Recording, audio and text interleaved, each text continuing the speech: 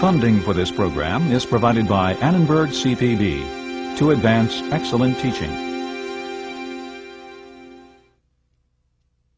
You put on the glasses, you take the nightstick, and you act the part. What power can turn a pacifist student into a sadistic guard? Hi, Mr. Correctional Officer. Why would an ordinary law-abiding man give potentially lethal shocks to a stranger? This will be 195 volts.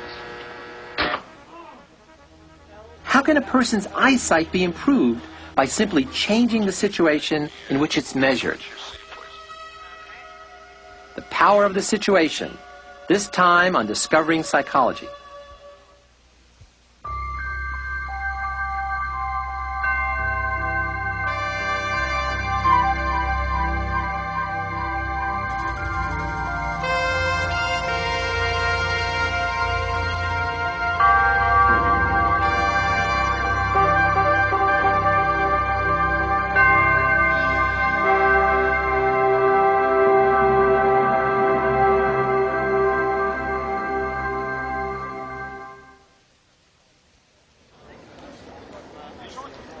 Most of psychology focuses on the individual, how an individual taken alone behaves, thinks, or feels. But social psychology tries to understand human behavior within its broader social context. Social psychologists look at all the ways in which people are influenced by other people. The social context is the canvas on which we paint our lives. It's where interactions with other people take place. At every stage of life, from birth to death, people are there for us, to reward and punish, to arouse and frustrate, to make us laugh and cry. More often than not, the social context enriches our lives. We need other people to reach our full potential. To be isolated means being vulnerable to a host of pathologies of both body and mind. But there are also times when the social context works against us, threatening our integrity and even our lives. Diesem Deutschland dienst tut, wird heute Deutschland in stolzer Freude. In the 1930s and 40s, the world witnessed and almost succumbed to the horrors of fascism.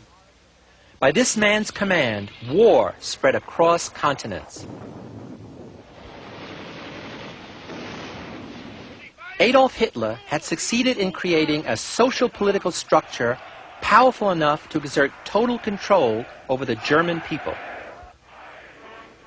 With the help of propaganda on a scale never before seen, the Nazi high command was even able to justify the so-called final solution.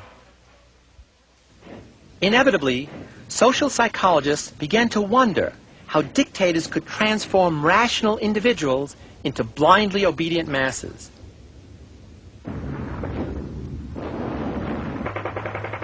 With the fate of the world in doubt, the answers seemed critically important.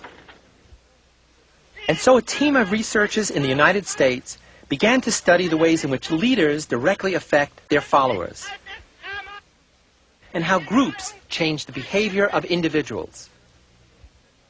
The research team was led by Kurt Lewin, himself a refugee of Nazi Germany.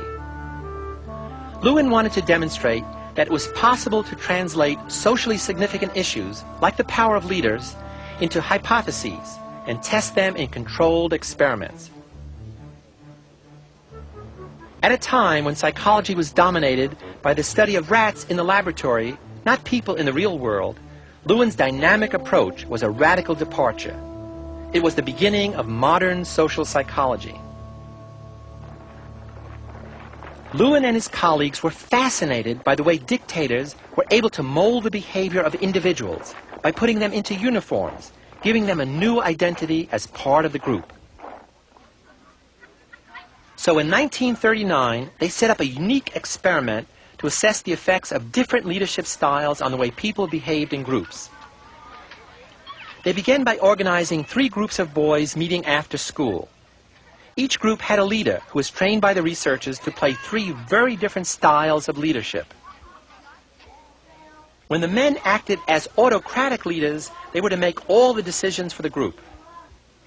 When they acted as laissez-faire leaders, their job was to allow complete freedom with almost no guidance.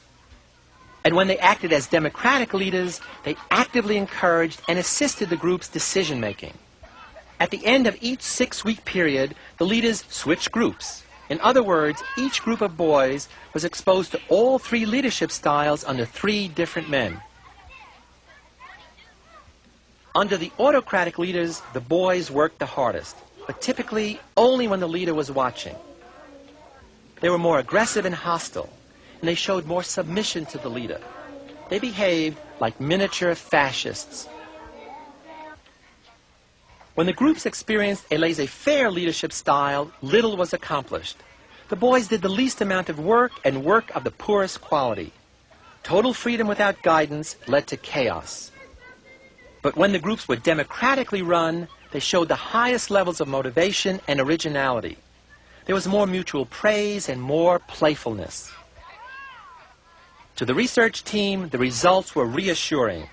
Democratic leadership had worked best at a time when dictatorship was proving so successful in Europe. But there's also another powerful lesson here. Notice that it was leadership style and the social situations it created, and not the personality of the individuals involved, that were the critical factors in the experiment.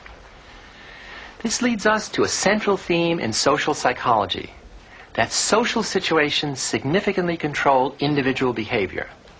For Lewin, human behavior is always a function of the individual and the social environment.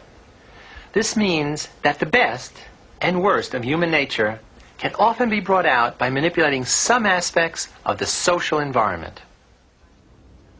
In another classic experiment, it was shown that even our most obvious perceptions can be manipulated.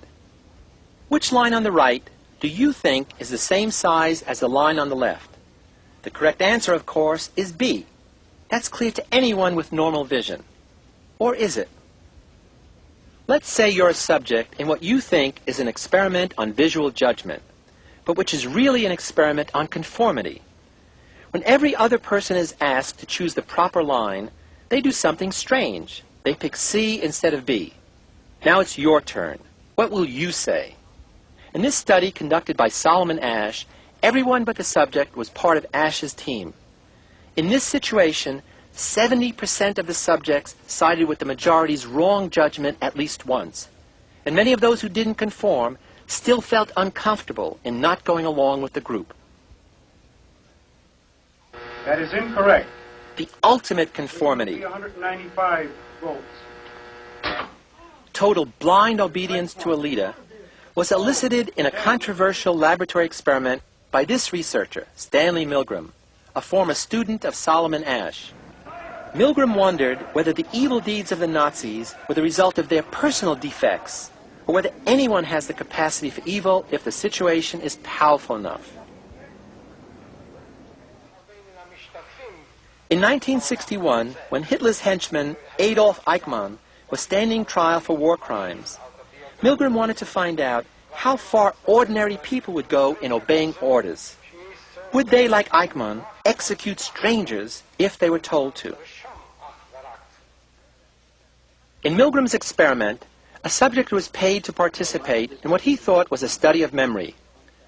He was asked to play the role of teacher, helping someone improve his memory. You want to step right in here, learner, and have a seat there. You can leave.